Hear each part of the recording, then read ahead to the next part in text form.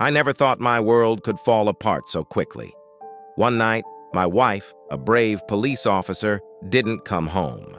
I found myself in a nightmare, piecing together her last moments. I saw her face fear, fight for her life, and take down a killer only to be taken herself. Her sacrifice shattered me. Now I'm left with our daughter, Cassie, clinging to memories and the haunting question, how do I move on from this? This is our story, one of love, loss, and the relentless pursuit of justice.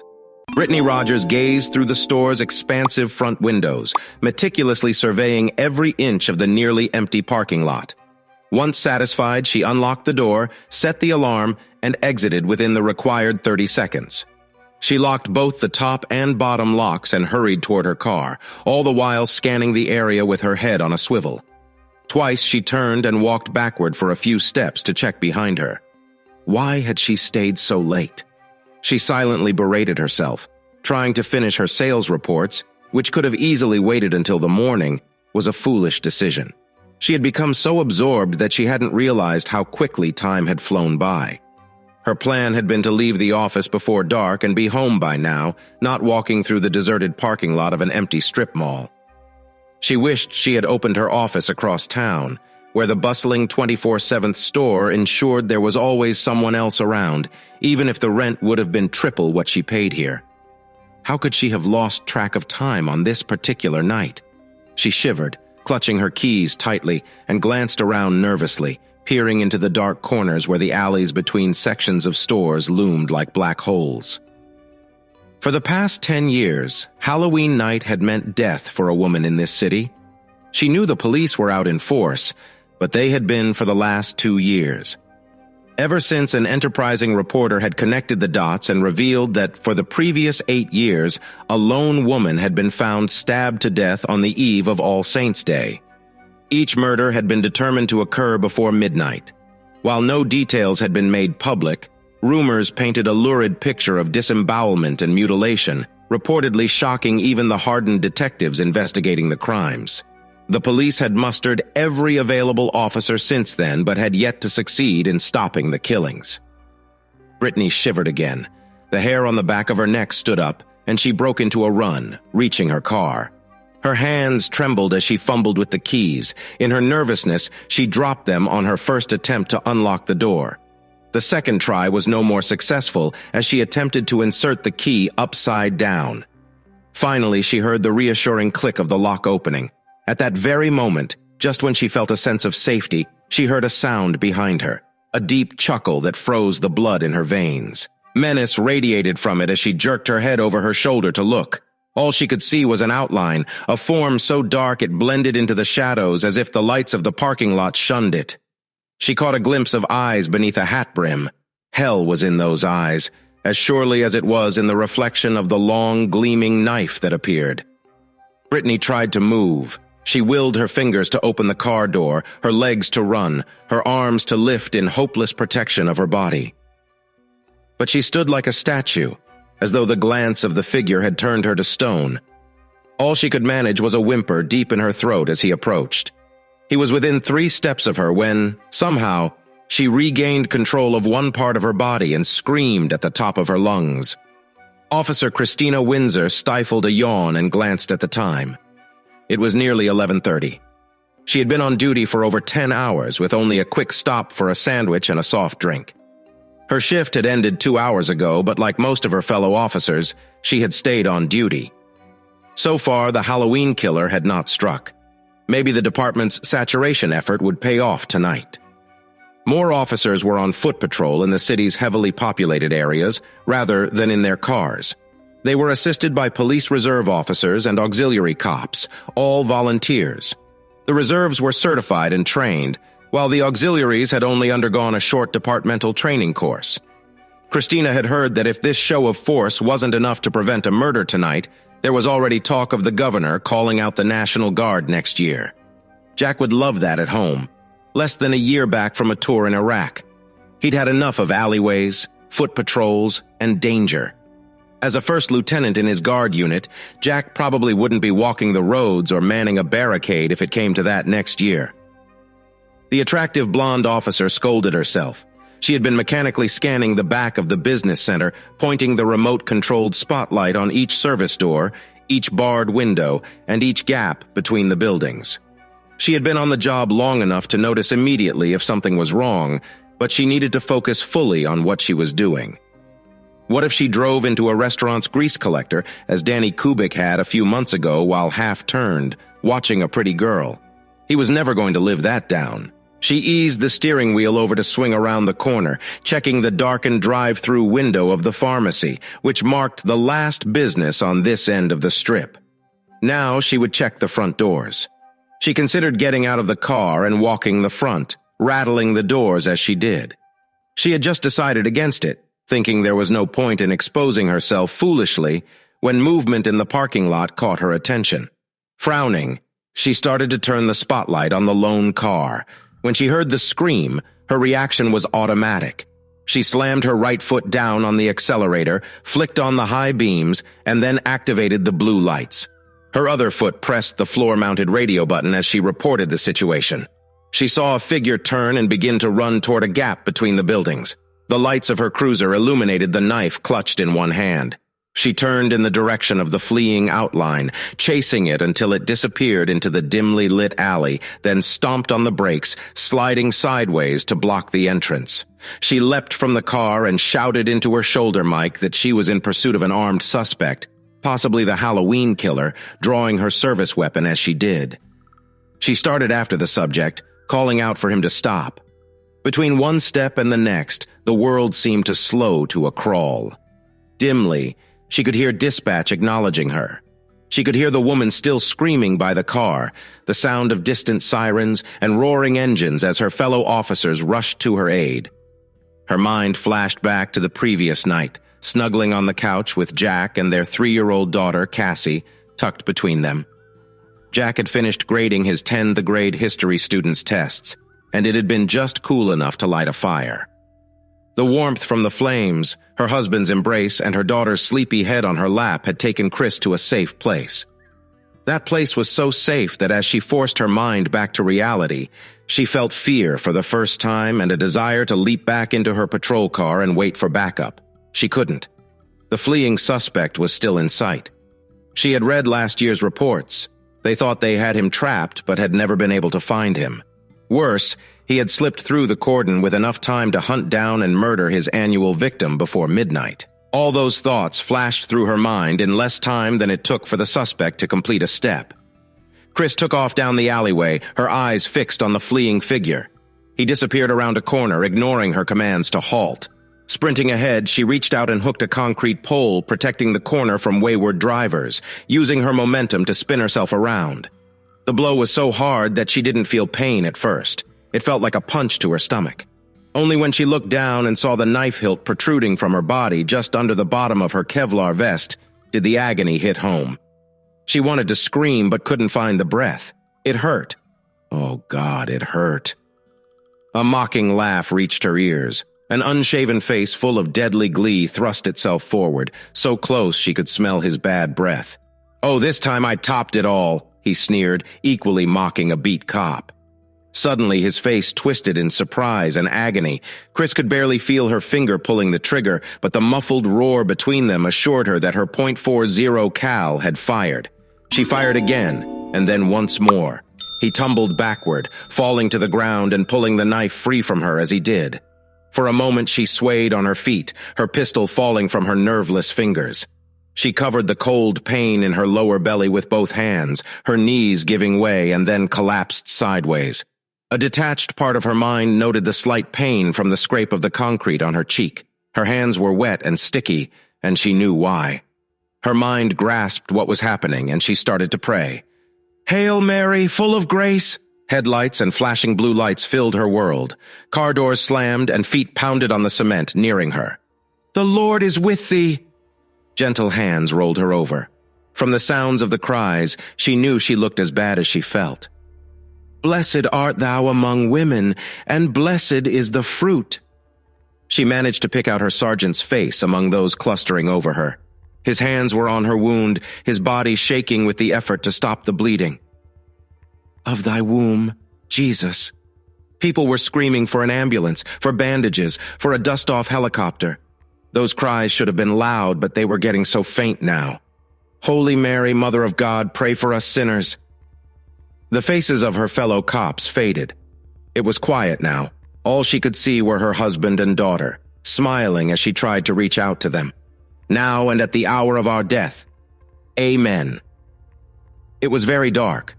Then she saw a light, not the tunnel's end light she had heard about, but a light that seemed to grow all around her. A figure stood beside her, an old man leaning on a cane, looking at her with pride and a hint of disapproval. I thought I might see my grandmother or my uncle, perhaps my friend Beth. Chris was almost astounded at how calm she felt. She knew she was dead, but the feelings were not of loss or fear, but of peace. Yes, well, normally they would be. But I wanted to talk to you first. By the way, I'm very proud of what you did. Had you not stopped him, this night would have been more terrible than ever. He would have crossed paths with a family before midnight. The old man stared off for a moment. But you stopped him. Granted, you cut that corner too close, and look what happened. But you are brave and determined. And that's why I wanted to talk to you before you move on. The old man took Chris's arm and gently turned her. I want you to see this. He waved his free hand, and it seemed like an opening appeared into another place. Chris gasped when she saw the killer standing with his hands on his hips, facing another figure, a figure so dark that it seemed to repel light. I fulfilled my yearly bargain, the man insisted, defiant but also trying not to cringe too openly before the dark shape. So you did, replied the black shape. The words were clear and distinct, without any accent or forced menace. Chris shivered involuntarily, as though she had caught sight of a poisonous snake curled up at her feet. 3 more times, said the dark form. That's the 7th time you have been killed. 3 more in your mind, according to the bargain. The picture faded, and Chris found herself standing close to the old man. Somehow she knew that his presence protected her even from the dark evil she had just witnessed. He made a bargain with... Chris avoided the word as though naming that entity could summon him. Satan, finished the old man. He and Chris knew who he meant. Offered that man a deal. He could continue to live as long as he kills 1 woman each year on the eve of All Souls' Day. However, should he himself be killed 10 times, the bargain is over, and he's forfeit. Tonight was the 7th time he has been killed. Why don't you stop him? Burst out Chris. I can't believe you let things happen like that. First off, Christina, I'm not God, but one of his servants. Secondly, God allows things like that because he will not interfere with his greatest gift, free will. Mankind perpetuates the evil. Mankind must stop it. Chris looked at the old man. Servant or not, she could feel the power radiating from him. What do you want me to do? She asked. A smile crinkled his face. Good girl. Somehow the comment, which once might have angered her as condescending, was anything but that. Instead, it was a high compliment. I want you to stop him 3 more times. Chris took a deep breath that she didn't need. Okay, she said simply. The man waved his hand again, and another man appeared, young and at the same time old. His pale face was unlined and serene. He was dressed all in black. He nodded respectfully to the old man and then smiled at her. This is Seth, introduced the old man. He is one of my associates and will look after you. Whenever you have a question that you really need help answering, call for him. The old man raised both hands. Light shone around them, seeming to come from him as though it could no longer be restrained by his facade. Then Chris was lying in bed, curled up on her side and blinking the sleep from her eyes. She threw back the covers and swung her legs to the floor, groaning slightly. She stumbled to the bathroom, scratching an itch on her side as she did. Good Lord, her mouth tasted awful.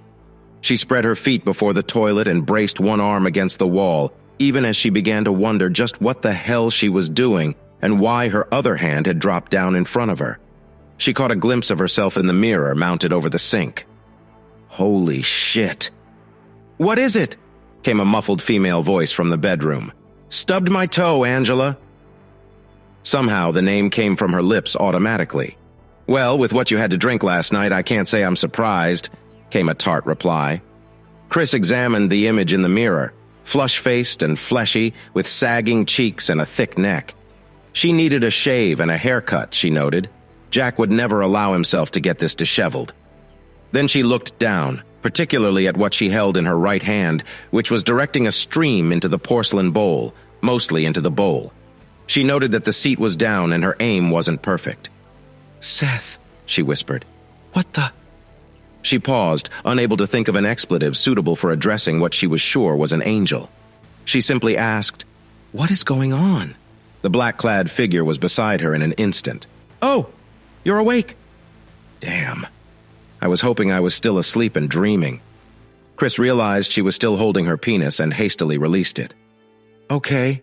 Would you please explain why I'm standing here with a 5 o'clock shadow, a beer belly, and a hangover? I mean, is this some takeoff on Heaven Can Wait? Or perhaps this is an unaired episode of Quantum Leap?" Seth didn't bat an eyelash. "A bit of both, perhaps. I won't be tapping on any handheld computer, but you are going to be the only one who can see and hear me. Okay, so who am I and why is this happening? You are you, Christina. However, you are sharing a body with Charlie Leitner. Charlie is not aware of you, but you are in control, at least for now. He's a nice guy who has let everything get into a rut. His job, his marriage, his entire life. He's a construction worker. He drinks too much, spends too much time with his friends, and not enough time at home with his wife. He actually wants to do better, but he just can't summon the determination. So, you are going to help him. And in return, come October 31st, if you have arranged things properly, you will meet and defeat your opponent." Chris opened her mouth, but Seth beat her to it. "No, you could not and cannot come back as yourself. It's months after your death. Your husband and daughter are just beginning to come to terms with losing you. Showing up in any shape or form would only cause trouble." He looked at her sternly. "Any shape or form. If you attempt to find them and see them, action will have to be taken to prevent it.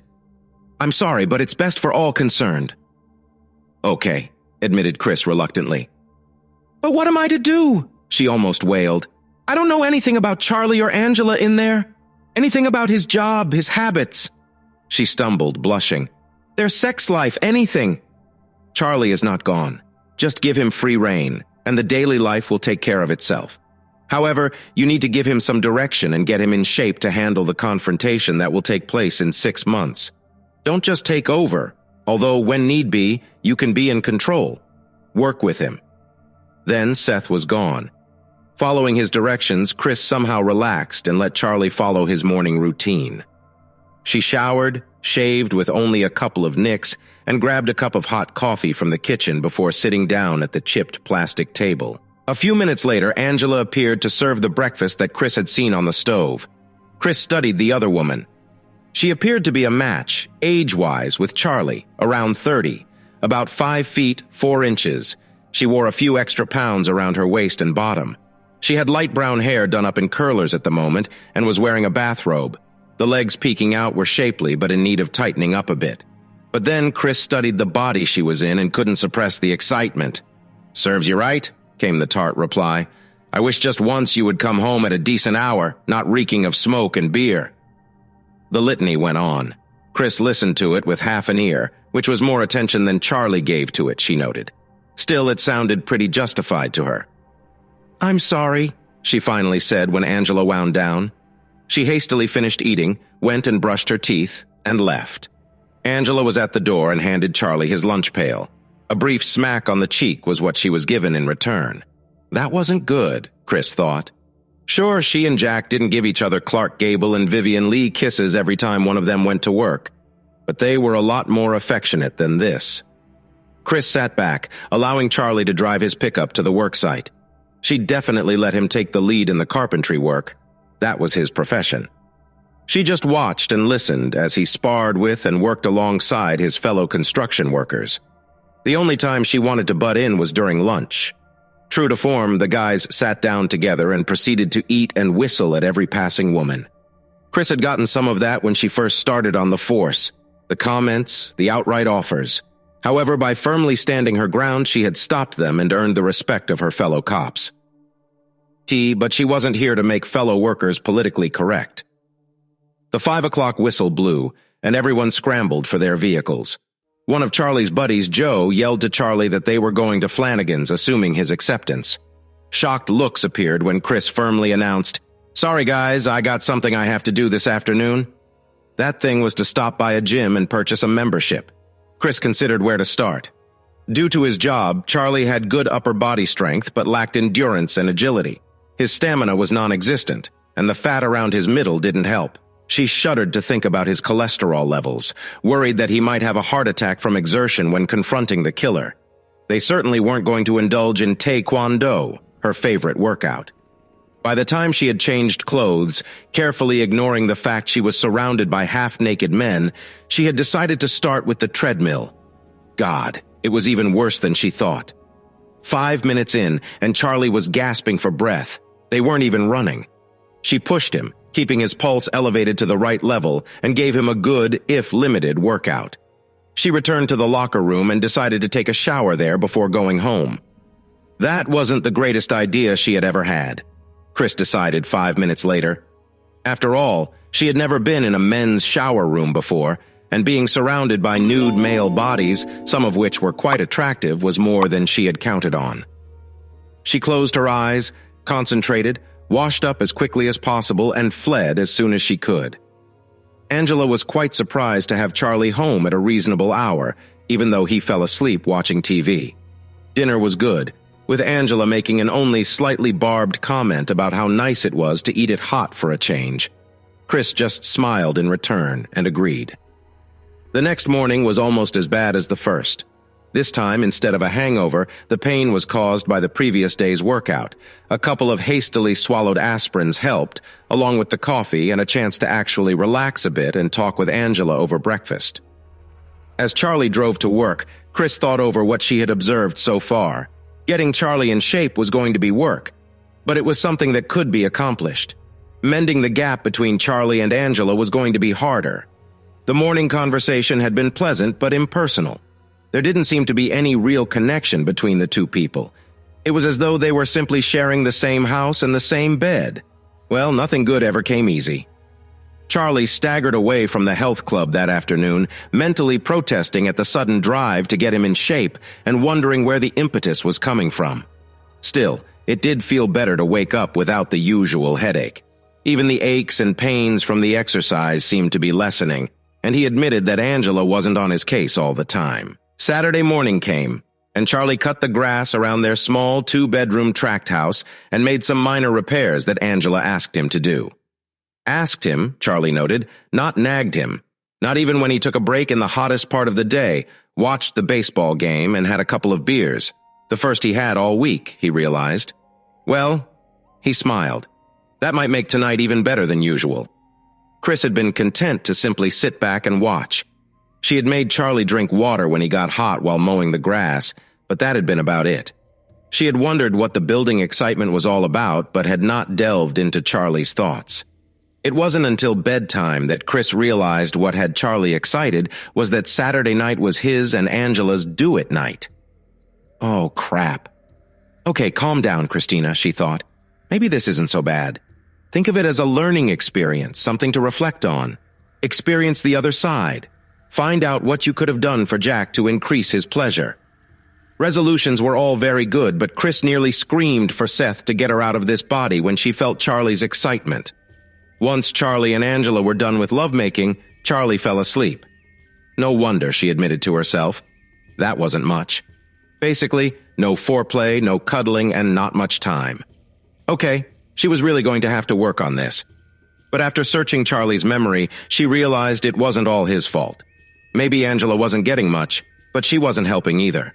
She needed to be a bit more vocal in letting him know what pleased her. She sensed Charlie wanted to satisfy his wife, but didn't know how. Sunday morning came, and after breakfast, Angela got ready for church. Charlie didn't usually go with her, but Chris figured that not only was this a good opportunity for the couple to spend some time together, but she herself darn well needed it. Good Catholic girl? Well, mostly, she reminded herself. Chris was unaccustomed to the Protestant church that the couple attended, but she sat back and enjoyed the service. She reminded herself that the roads to God were many, and that no one denomination had a lock on heaven by itself. Angela was happy that Charlie was with her. The next week passed, and then the next. She now thought of the body as theirs rather than his. Charlie was working out at the gym of his own accord. He had never been an athlete, but he had been active when younger, and he enjoyed getting back into shape. Angela also enjoyed Charlie's increased vigor. Chris had been subtly coaching Charlie on how to please a woman, not a lot at any one time. She had to laugh, thinking what Angela's reaction might be if Charlie suddenly began to act on everything that Chris wanted him to learn. First, she instructed him in foreplay, how to use his lips and his fingers to excite his wife. She taught him where to touch her. The biggest thing she managed to do was to get Charlie to talk to Angela about their sex life, to ask her how she felt and what she wanted to do. To Charlie's surprise, Angela confessed that she had always wanted to try new things, but had worried that he would think her some kind of freak for suggesting them. After a pause to recover, the duo, or was it a trio, Chris wondered, made love slowly and sweetly, attending to each other's needs. One day on the way home from the gym, Chris noticed a sign in front of a standalone building in the local mall's parking lot. Intrigued, she got Charlie to slow down and take a look. The sign advertised couples ballroom dancing lessons. Chris had always loved to dance. It was something in common that she and Jack had discovered during their courtship. She missed it. Granted, the majority of their dancing had been to country music, two-stepping and line dancing. Chris had briefly considered trying to get Charlie and Angela interested in country dancing, but discarded the plan almost immediately. What if she ran into Jack? She wanted her husband to be happy, but the thought of him dancing with someone else was too much to bear, let alone the idea of him doing other things. But now, this different type of dancing might be fun. Charlie broached the subject, and Angela threw her arms around him and nearly carried him off to the bedroom right there. The next evening, they went down and enrolled. Chris was relieved to discover that the instructor didn't go in for fancy dress ideas. The thought of being in a tux was a little more than she was willing to accept. Shared body or not, Chris felt she was and always would be female, and some things were just not going to go down with her. The classes were fun. Charlie was much more agile than before, and Angela kept up with him step for step. The closeness between Angela and Charlie was wonderful. Chris felt that no matter what happened in the near future, in this part of her mission, she had succeeded. The other part weighed heavily on her mind as the months went by and October approached. She shifted her efforts in the gym to kickboxing, sparring with several other novices and improving rapidly. Then, finally, it was the night before All Hallows' Eve. When Charlie arrived home, Angela met him at the door with a huge kiss and a hug, pulling him inside. She fairly danced around the room. "Guess what?" "What?" "We've been invited to compete in a competition tomorrow night at the studio. There will be other couples with about our same level of experience. Won't that be great?" "Oh my, yes." Chris was in full control right now, giving Angela a smile that she hoped wouldn't be recognized as phony. She rushed into the bathroom. "Seth," she whispered fiercely. "What is it, Chris?" asked the black-clad man as he appeared beside her. "Tomorrow night. Angela wants Charlie to go to a dance contest with her. Shouldn't we be out searching the city?" "Where are you going to look, Christina?" asked Seth. "I don't know." "Then don't worry about it." For the first time, he touched her, and she felt his calm peacefulness. "Take no care for tomorrow. Tomorrow will take care of itself." He was gone. She quickly walked back to the living room, finding Angela there, trying to stifle tears. Charlie took her in his arms and kissed her. "Of course we're going. Don't be silly." Angela wrapped her arms around Charlie's neck and kissed him. There was no subtlety in her movements. He picked his wife up and carried her to the bedroom. The couple moaned, cried, called each other's names, and when their climax took them, they slept late the next day. Charlie had called early in the morning to arrange to take the day off, and then collapsed back into bed with his wife. That afternoon, they simply relaxed before showering together and preparing for the dance contest. They arrived a few minutes early. Charlie guided Angela around several taped-off areas where the pavement was being repaired. They carefully warmed up as the music started. Dance pair after pair performed, and then it was their turn. As the dance went on, it seemed to Chris that she was drawing away from Charlie somehow. It was Charlie who was moving to the music, who was spinning Angela around. He, not she, was reveling in the speed and grace of Angela's movements, and the response of his body to his wife was all him. Chris felt almost like an observer now, still inside Charlie and feeling what he did. She was no longer the one in control. She was just watching. The music rose to its climax. Charlie spun Angela away, then back to him. He dropped to one knee and she stretched out over him, her arms reaching past her and one leg rising. She laid across his thigh, trusting completely in the support of it, and his arm under her back to keep her from falling. The music ended. There was a moment of silence, then applause. The couple rose and Charlie crushed Angela in his arms before bowing while she curtsied to their friends and fellow dancers. When they left over an hour later, they walked out of the dance studio with Angela clinging to Charlie's arm, beaming up at him. For his part, he couldn't seem to keep his hands off her. All he wanted to do was touch her and hold her.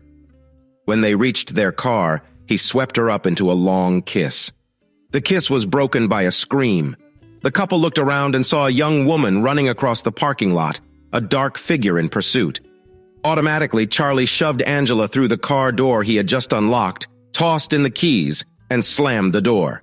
"Stay in the car and call 911, he shouted as he took off across the parking lot. Neither the fleeing woman nor the man chasing her noticed him until he slammed into the pursuer with his shoulder, sending both men tumbling to the ground. He bounced back to his feet and then froze for a moment as the other man produced a long knife. "Get out of my way!" the dark figure screamed. Chris tried frantically to take control. "Don't freeze up," she tried to cry mentally to Charlie. It was no use. Chris no longer had any semblance of power over Charlie's body. It was all up to him. Charlie came unstuck. "Screw you!" he shouted defiantly. "Pick on someone your own size, you scum sucker!" The man made a swipe at Charlie, who dodged the blow handily. The two men circled each other. The man with the knife cast frantic glances past Charlie, who never took his attention away from the knife wielder. He assumed the woman had fled towards the dance studio and tried to keep himself between the madman and her, and also between him and Angela. The man made several more feints and passes at Charlie, moving the knife in circles. He thrust, and when Charlie jumped back, he found himself teetering on the edge of one of the holes dug in the concrete. The knife wielder grinned and lunged. "No!" came a scream. The man paused and looked away as Angela continued. "Charlie, catch!" He turned just in time to catch a flying piece of rebar as his wife threw it to him. She shrank back and the killer turned his attention back to her. "You should have stayed out of this," he snarled. "I would have simply done the other one, but now you'll do instead." Charlie caught his balance. "The hell you will," he said, moving forward towards his wife, swinging the metal construction rod. The killer tried for Angela, but Charlie was between them. He used the rebar like a sword, driving the man back. There was a distant boom of a church bell. The clock was striking midnight. The killer threw caution to the wind, desperately trying to get past Charlie, catching sight of Angela out of the corner of his eye. Charlie was roused to fury. The man took his eyes away for one moment to look at Angela, and Charlie swung the bar with every ounce of strength. Without a sound, the man fell to the ground, his skull crushed. Chris felt lightheaded even as the rebar fell from Charlie's hand, and he rushed to take Angela in his arms. Then she was no longer in Charlie, instead standing there with Seth beside her. She looked at the angel. "Well done, Christina," he complimented. "But I didn't do anything," she objected. "It was all Charlie."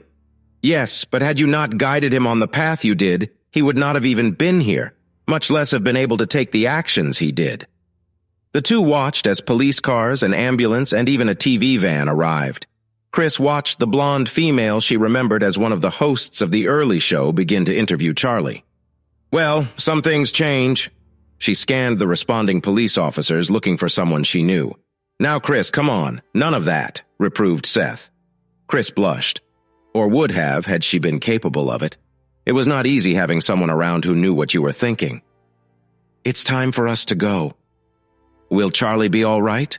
Chris inquired as the parking lot faded away. "Better than all right," smiled Seth. "He and Angela risked their lives for each other and for a stranger. They will spend their lives together, and their children will be an important part in the scheme of things to come." He studied Chris. "Are you ready for your next step?" Chris considered the question for a moment. There really was no decision to make. As interesting and instructive as it had been to share a male body, she had quite enough of that. She wanted to ask Seth if she could be female again this time, but was afraid of the answer, so she simply nodded and said yes. She came back to awareness much easier this time. Of course, the fact that she was in the shower with cool water cascading down her body might have been the difference. Hastily, she looked down and thanked God she was female again and in good shape. She admired the long legs she was presently washing and the washboard stomach. No children for this woman, whoever she was. Chris luxuriated in the shower for a bit longer. Abigail. That was her name. She shut the water off and climbed out of the tub, wrapping herself in a towel as she did. She would have to hurry. It was nearly time to go to work. She began to dry off when a bit of cool air brushed over her body. The door was open, and she sensed someone else was entering. Chris felt Abigail's smile and knew the newcomer must be someone familiar and important, judging by the shiver of excitement that ran through her body. Then Abigail was spun around and pressed against the bathroom wall. A long, deep kiss ensued before the other person released Abigail and stepped back with a laugh. "That's so you won't forget about me at work," smiled the lovely Oriental girl standing before her. "As if I could," replied Abigail, who reached out and touched her lover's face with her fingers. "Got to go, sweetheart. Have a good day." "Love you, Kimberly," said Abigail to the disappearing form, whose head suddenly popped back around the bathroom door. "Love you too." There was the heavy clunk of an outside door being closed. Chris stood still in complete shock. "Seth, now there's no need to yell, Christina. I'm always right here beside you." The angel appeared in front of her. "What in the world is it?" "Absolutely not," snapped Chris. "Being a guy was one thing. He was married, though, in a normal relationship. But I don't swing that way, and I don't think it's right." "You don't?" Seth raised an eyebrow. "No," said Chris in the face of his obvious disapproval. She didn't sound as sure of herself. "It says so in the Bible." "Perhaps. I am not going to argue dogma with you, Christina.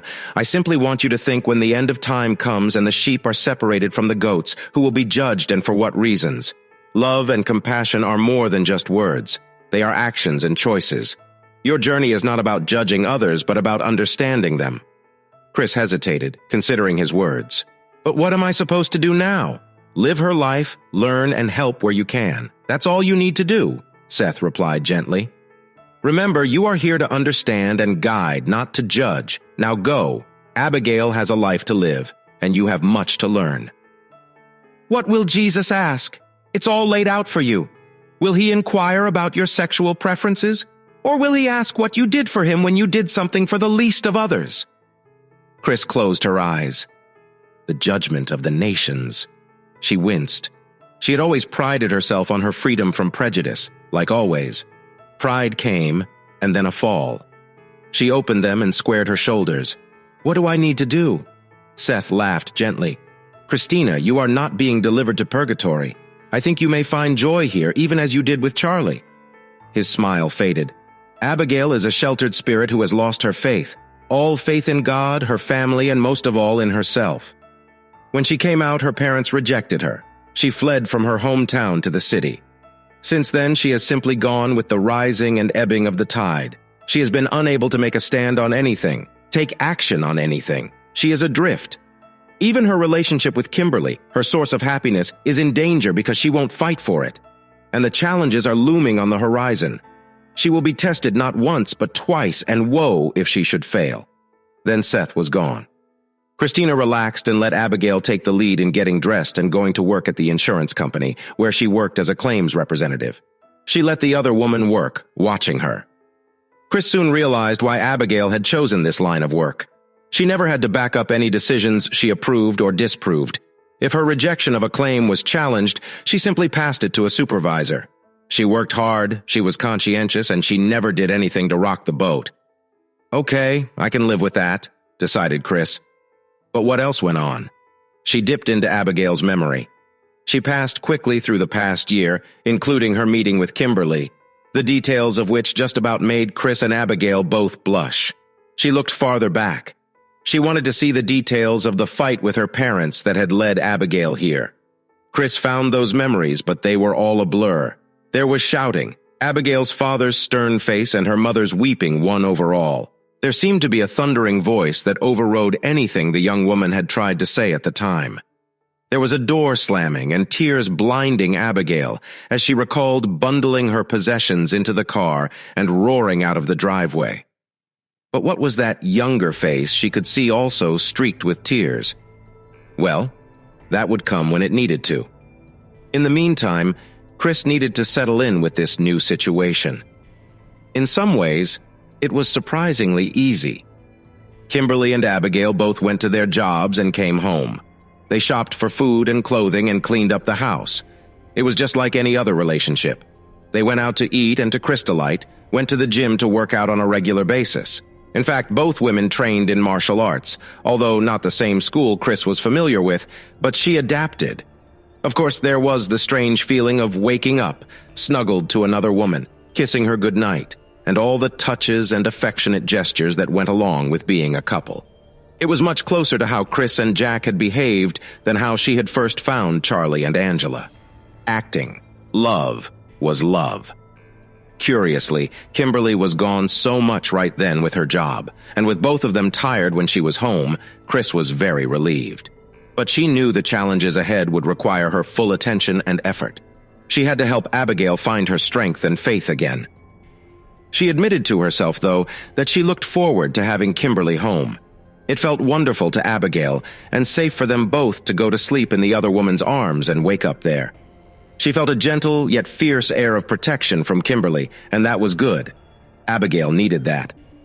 Then a Friday came, and Kimberly was home for the whole weekend. They puttered around the house on Saturday. Chris was delighted to find that Abigail was going to make one of her girlfriend's favorite dishes, which happened to be one of Jack's favorites too. Ding-dong went the doorbell. "Ignore it," whispered Kimberly. "Gladly," was the reply as Abigail wrapped her arms around Kimberly's neck. The bell was not to be denied. It rang and rang until Kimberly heaved a sigh. "Stay right there," she instructed and went to the door. There was the sound of the door opening, and Abigail could hear voices before Kimberly raised her voice. "Abigail, would you come here, please? Now?"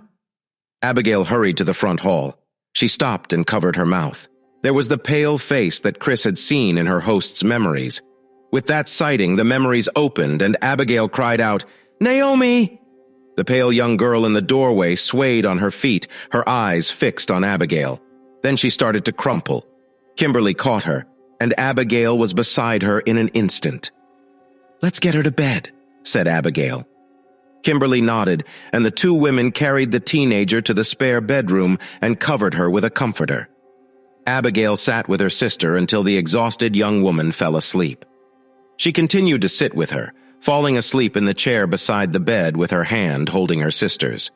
She was vaguely aware of Kimberly slipping in during the night hours to check on both of them. The next morning, she pushed Naomi into the shower and fed her. Kimberly had already called Abigail's office and arranged for some time off for a family emergency. She had done the same herself, but remained in the background while Abigail talked to her sister. Chris's head was reeling after the chat. She found it almost a greater comfort, as Abigail did, to be able to hold Kimberly's hand and talk to her about what she had found. Naomi's pregnant. "How old is she?" demanded Kimberly. "Nearly 19. She's about 3 months along. She won't tell me who the father is," Abigail sighed. "She's really scared of something or other. Apparently, she got as far as breaking the news to our parents, who were naturally appalled when something happened that made her decide to flee." "How did she get our address?" inquired Kimberly. "Not that I'm not happy to have her here," she added. "She can stay just as long as she wants, but I do have a reason for asking. I wrote her several times when we first moved in together. As I suspected, our parents intercepted the letters, but she found one in the trash and got our address from it." Abigail looked anxiously at Kimberly. "Is something wrong?" "No, darling, and I'm glad she came here. I'm just thinking of what she got our address from. A letter your parents received. That means they can find us too." Kimberly's face tightened. "I think I better make arrangements to be home the next week or two. As much as possible, you should too." Over the next week, Abigail and Kimberly made taking care of Naomi a priority. They arranged for her to see a doctor, a female doctor who was a friend of theirs, who pronounced the pregnancy normal. The three of them began to settle into a routine, with Abigail and Kimberly working from home as much as possible to keep an eye on Naomi. Chris observed how the care and concern for Naomi brought a new level of closeness between Abigail and Kimberly. She realized that her role wasn't just to guide Abigail, but to help strengthen the bond within this little family. The challenges that lay ahead would require all of their combined strength and love. They took her shopping and tried to get her to relax. They braced for the day that was coming, and that day came. There was pounding on the door one afternoon. Abigail answered it, confronted by her parents and Mr. Thurston. If he had a first name, she never knew it, and didn't want to know it. He was a lay preacher and their next-door neighbor. Chris dipped into the welter of Abigail's emotions and memories and was surprised at the anger and even hate she felt for the man. There was fear, too. What was causing all this? "Where is she?" demanded her father without waiting for an answer. He brushed past her. Involuntarily, Abigail stepped back as Thurston approached, allowing the other man to enter. Her mother followed without a word but paused to look in her older daughter's eyes. There was a gentleness there that Abigail had not remembered seeing in a very long time. "Where is she?" "I'm here," announced Naomi softly. She stood in the hallway, having come from her bedroom. Kimberly came immediately behind her and slipped past her. The Oriental girl took in the scene in a flash, and her jaw tightened. A look grew in her eyes that Chris recognized as the preparation for battle. "Naomi, you need to come home." "Why?" The simple question seemed to dumbfound her father. "Because it's where you belong. It's where we can take care of you. You shouldn't be here." "Why not? Are you afraid I will be exposed to unwholesome influences, as I think you put it when you kicked my sister out of the house, as opposed to the mutters that I heard about being a Scarlet woman? Here, I'm safe. I'm not there." Thurston spoke up. Chris watched the memories of this man run through Abigail's mind and began to hate him as much as she did. Chris saw him standing up in front of the church, his voice booming, his face red, and his hand pounding on the podium. She heard him call for the cleansing of the temple and saw him pointing at Abigail as he outed her and called for her condemnation, at the same time demanding her dismissal from the church and her parents too if they stood by her. "You'll come, or your parents will drag you from this den of iniquity." "What?" demanded Abigail. "You all but break into our apartment, and you think you can claim what? That we kidnapped my sister?" "We'll call the police," declared Thurston. "Who do you think they will believe?" Kimberly laughed out loud, merrily, but with a hard edge to her laughter.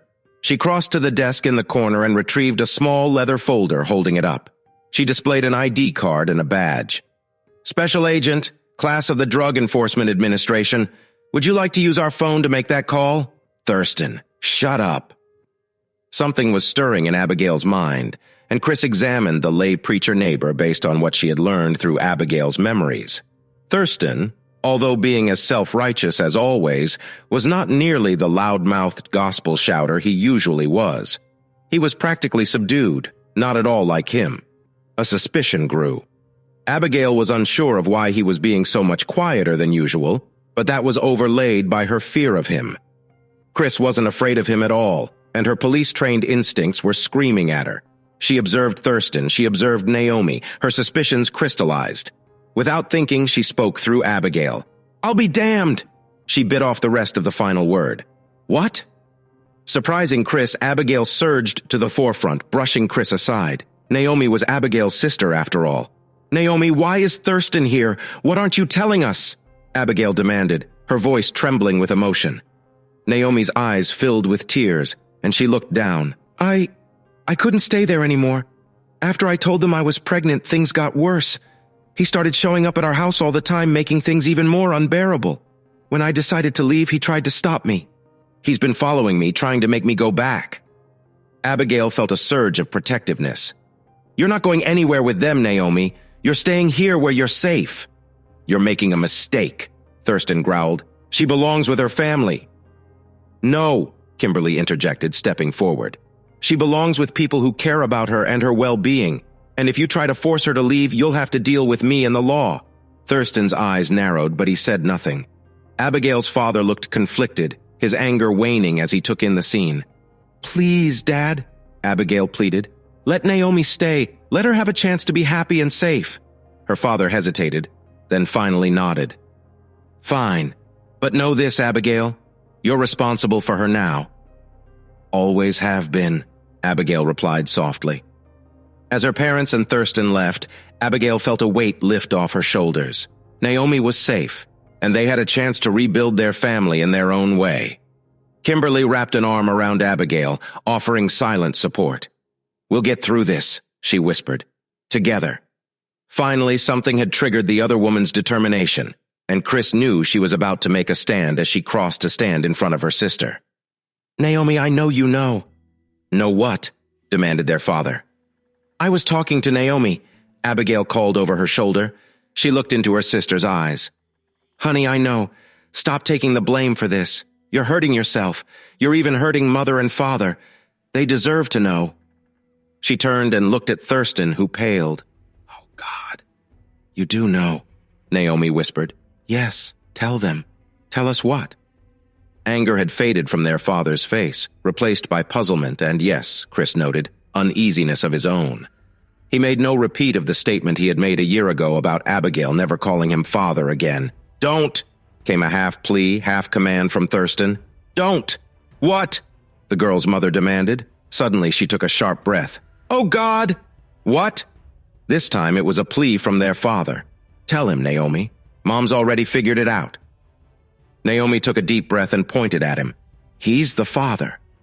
Her finger, like the finger of doom, was directed right at Thurston. There was a long moment of shocked silence, and then the explosion. "You little bitch!" Raging, Thurston surged forward and tried to push past Abigail to get at Naomi. Abigail dug in her heels and stood firm, protecting her younger sister. "You keep away from her," Abigail said, spreading her arms. "Don't touch me, you pervert," Thurston spat. "If it wasn't for you, this wouldn't have happened." He turned his head to look at the stunned parents. "I was only trying to make sure that Naomi didn't end up like this." He groped for suitable words. "This thing." "I'm the pervert?" Abigail was as cool and collected as Chris had ever felt her. "At least I don't try to blame my actions on someone else and then hide from my responsibilities." Thurston jerked his gaze back to the woman blocking his way. "You stupid queer! How dare you lecture me?" Chris pulled another piece of the puzzle from Abigail's repressed memories. "How dare I? You didn't succeed when you tried to seduce me. So you tried to ruin my life, drive me from my family, and then you turn your attentions on my sister. You're scum!" Abigail never saw the hand coming. She certainly felt the open-handed slap that rocked her back on her heels for a moment, stunned. She touched her fingers to her cheek. Kimberly started forward, eyes blazing. "Why, you son of a bitch, I'll kick your ass!" Abigail held out a hand, her palm up. "No, Kimberly, wait. This is something I need to handle." Thurston had stepped back, his face ashen. He stared at his hand as though he could not believe what he had just done. Momentarily, he flinched as Abigail stepped forward. She stopped once more, within arm's reach of him. She looked into his eyes and lowered her hands, which she had instinctively formed into fists. She said nothing but turned her head, offering the other side of her face. "Oh, God!" came from her mother. Her father stepped forward, looking unbelievingly from his daughters to his best friend. "You?" He looked at Thurston. "You were the one who told us how wrong Abigail was, how she was wicked and defiant against God. You counseled us that forgiveness was out of the question. Some things could never be atoned for. And now this." He was visibly torn between wanting to spring at Thurston, who paled even more and backed up, and going to his daughters. He looked at Abigail and Naomi, and his eyes filled with tears. I am so sorry," he whispered, reaching out to them. "I didn't know. I trusted him." "Father," Abigail said softly, "now you do know, and we need to protect Naomi from him." Their mother stepped forward, taking Naomi's hand. "We'll take care of her. We won't let him hurt her anymore." Kimberly stood by Abigail, her hand on her shoulder, providing silent support. Thurston, seeing he was outnumbered and defeated, turned and fled from the house. Chris felt a sense of relief wash over her. Abigail had taken a stand, and her family was beginning to come together again. This was the start of their healing. He stepped between his daughters and fell to his knees, an arm going around each waist, pulling them to him. "Forgive me," he cried. The two girls pulled their father to his feet. Abigail touched his face. Tears ran down all their faces, including their mother's, as she joined them. "There is nothing to forgive, Father." Thurston found his voice. "Don't do this. You can't accept what she is. It's wrong." He stopped abruptly as Kimberly stalked up to him. Wrong? What's wrong is a man who takes advantage of a family and their trust to have sex with an 18-year-old girl. What's wrong is a man who won't own up to his responsibilities and actions. What's wrong is a man who uses God to reinforce his own prejudices. The young Oriental woman's face blazed in anger. "Now you get out of here before I lose my temper." She turned and nearly ran to the desk. "Where the hell is my service weapon?" The man paled and ran out the door, slamming it behind him. Amidst her huddled family, Abigail, her emotions at the breaking point, could not keep from laughing. "Kimberly, your service weapon is in the bedroom where you always keep it." The other girl laughed and winked. "You know that, and I know that. But he didn't, and I really didn't want to go get it." The foursome untangled. Abigail looked back and forth from her parents to her lover. Kimberly approached the family. "My name is Kimberly, and I love your daughter." "Hello, Kimberly," replied Abigail's mother. She took a tentative step and then embraced her older daughter's lover. Abigail's father joined them. "Kimberly," he said hesitantly, "please forgive me. It's hard to overcome the attitudes of many years. Although I see the man who reinforced them was doing so for his own purposes, still it's hard to just suddenly let those ideas go. Please understand. I see that you make my daughter happy. Happier certainly than I have done in a long time, but it will take time to accept all this." He looked at Abigail. "But I promise you both that I will work at it." The family spent the next few days together. It would be a gross exaggeration to say that all was well when the parents returned home, taking Naomi with them, but a start had been made at repairing the damage to all of them. Abigail was happier than Chris had ever known her. That evening, the two women relaxed and opened a bottle of wine with supper. Behind her smiles, Abigail hid a growing excitement that had caught Chris up in it. The days that followed were happy. The two women went back to work but made time for each other. Abigail started going to church with the Episcopalian Kimberly. They visited Naomi and were welcomed with love by Abigail's mother and father. Abigail's mom confided how her dad had told off the congregation of her church for their previous actions and publicly regretted his own. Thurston was gone. A new full-time pastor had taken his place, and the women found him warm, wise, and full of understanding. Chris had lost track of the date. They were out dining one evening when Kimberly commented to their waiter about the sparse crowd. "It's Halloween," the young man replied. "No one's stirring if they can avoid it." "I had forgotten," admitted Kimberly. She paid the bill, and they got ready to go. "It's not far to our car, just right around the corner." And she slipped her hand inside her shoulder bag. "I think we'll be all right." The two women left and turned beside the building. Their heels clicked on the concrete, although both darted looks into the shadows. Neither saw the man until he was right in front of them. "Hello, girls," he sneered, flourishing his knife. "Oh, hello," Kimberly responded brightly. The killer blinked. This wasn't the reaction he expected. "Oh, by the way," Kimberly's hand came from her shoulder bag. Light shone dully on the finish of her service weapon. "I'm a federal officer and you are under arrest. Drop the knife and back up." Staring unbelievingly, the man did as he was told. Kimberly stepped forward to kick the knife away, and fate took her hand. Her foot slipped and she staggered, trying to catch her balance. She toppled backward, striking her head a glancing blow on the corner of the car. Her service weapon fell from her hand.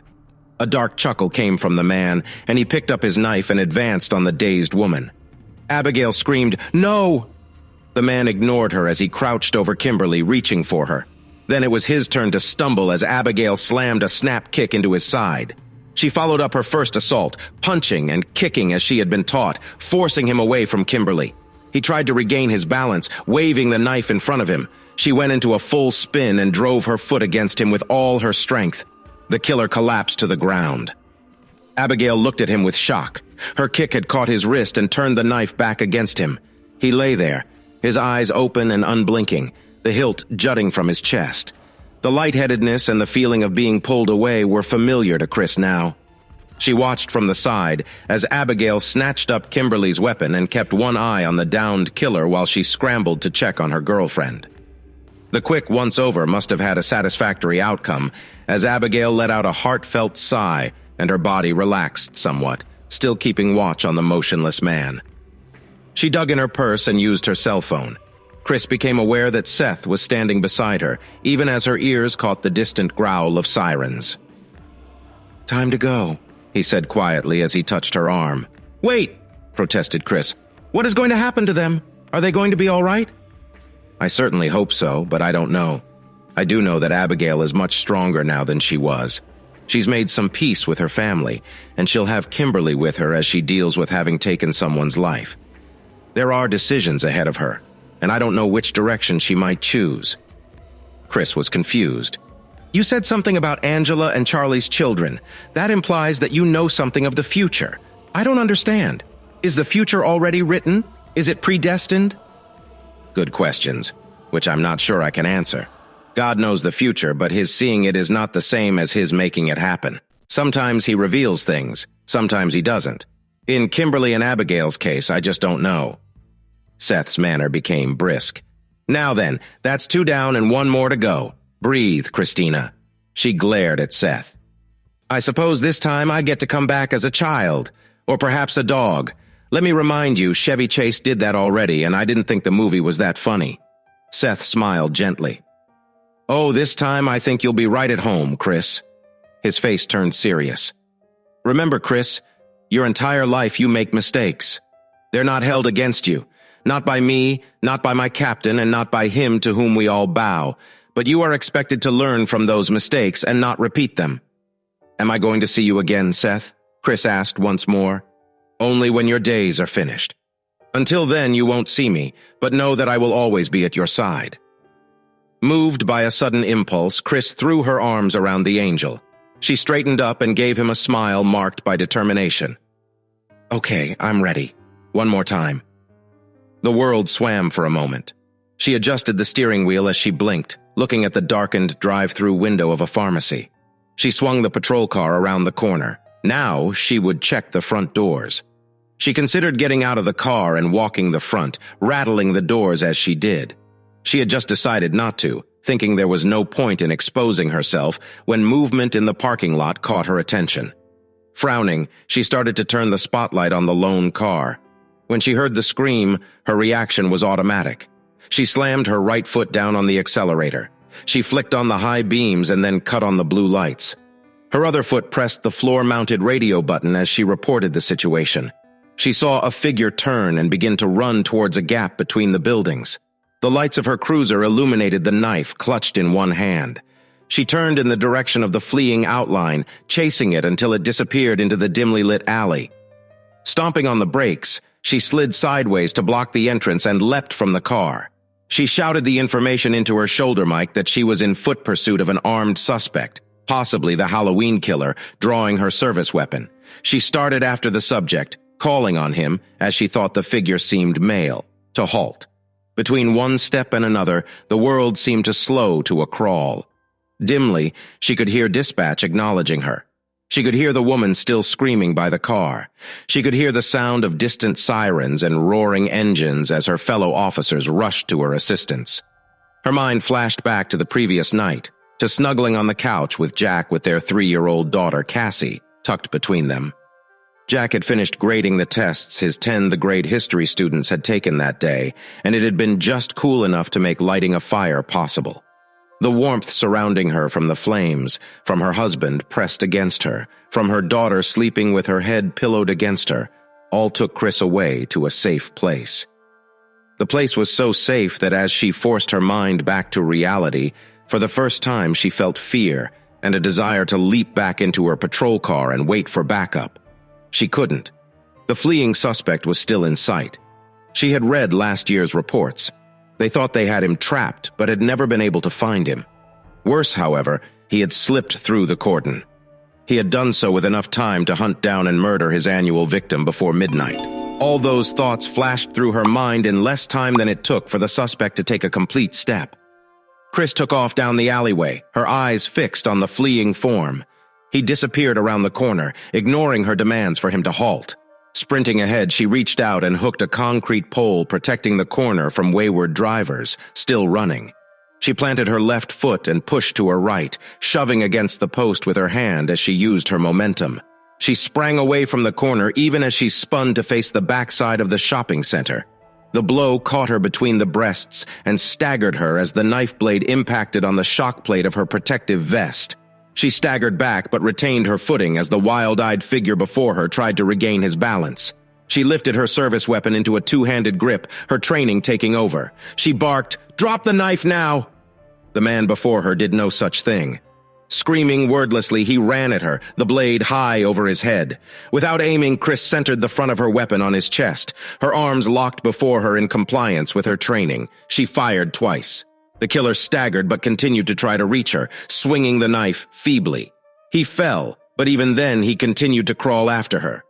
Chris hastily looked behind her, confirming there was nothing underfoot, and backed away. Her skin crawled as he dragged himself through his blood, apparently still determined to somehow reach her. Then he gasped, choked, and collapsed lifelessly to the concrete. Chris found that once more she was drawn away from herself. Time stood still. She could see a squad car pulling around the far corner of the strip. It was stopped in place.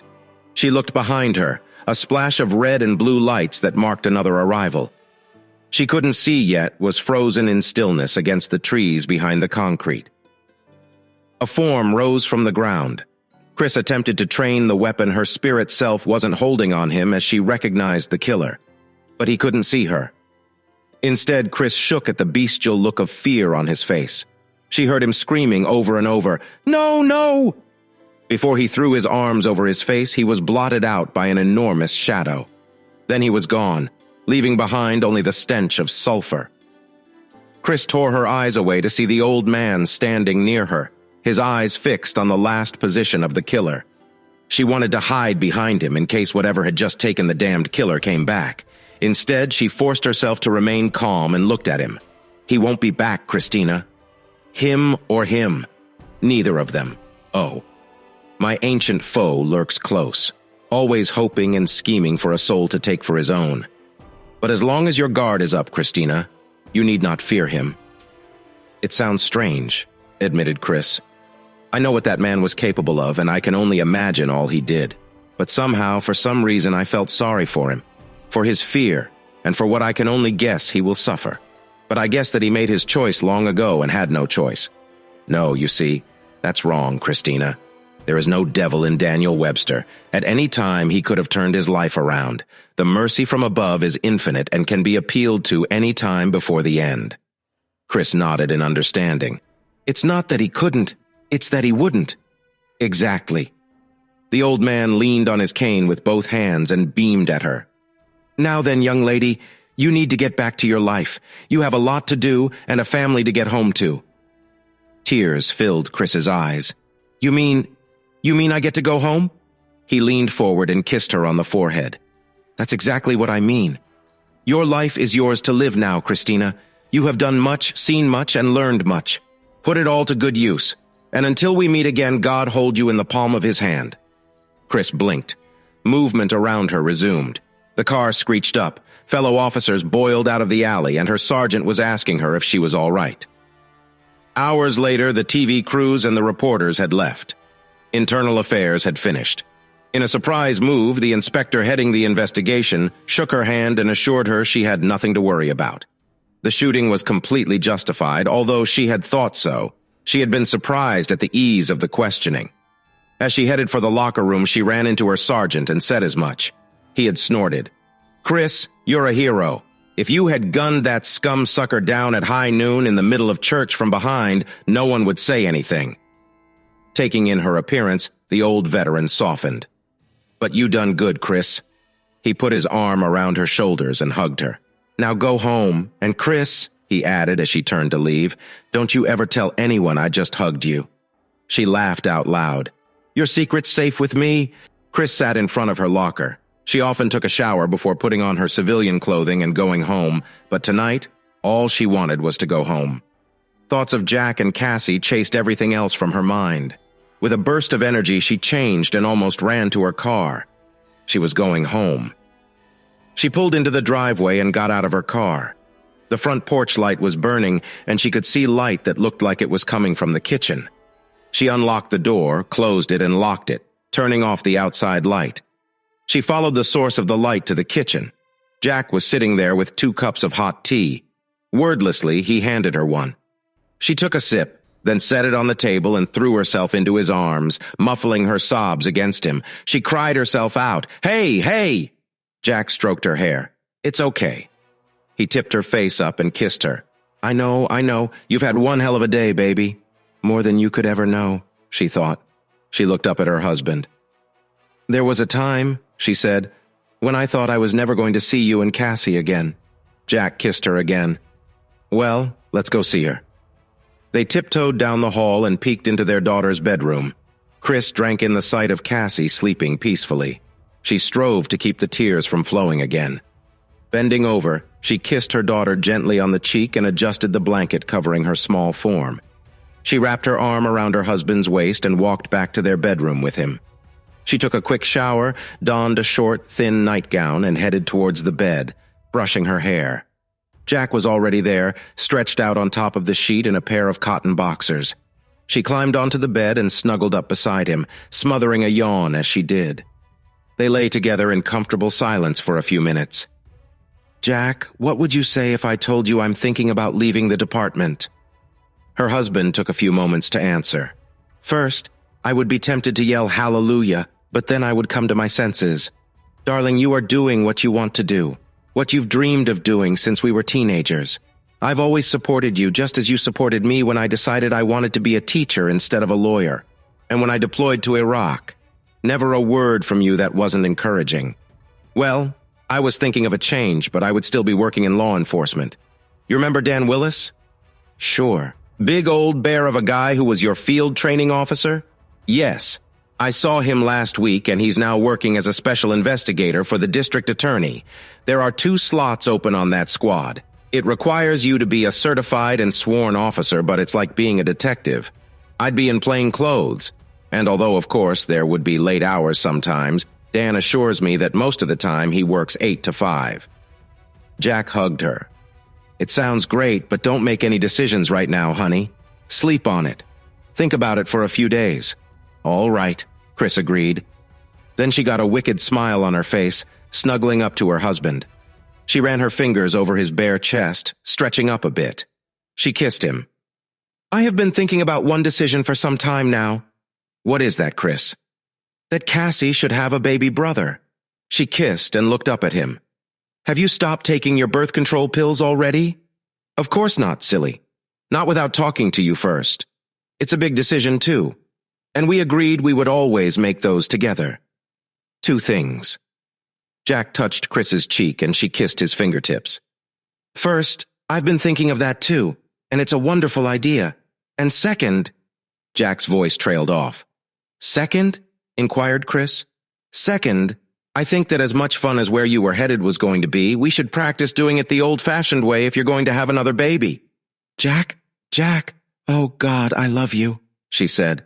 "I love you too," he whispered into her hair. They made love one more time before exhaustion claimed them. Chris could not sleep, although her body clamored for rest. When the slow, regular breathing next to her confirmed that Jack was sound asleep, she slipped from the bed. She ran her eyes over the form of her husband. She caught up her nightgown from the bed and padded down the hall to look in again on Cassie. Her angel slept on. Chris's eyes filled one more time as she considered what she had nearly lost. Going to the den, she fumbled over a shelf and picked up a small pouch, opening it. She took out the rosary it held, kneeling in front of the couch. She looped the beads over her hand, made the sign of the cross, and began to pray in thanksgiving. Hey listeners, if you enjoyed watching this video and want to stay updated with our latest content, don't forget to hit that subscribe button and turn on notifications. You won't want to miss out on what's coming next. Thanks for watching and see you in the next video with Queen Cheating Tales.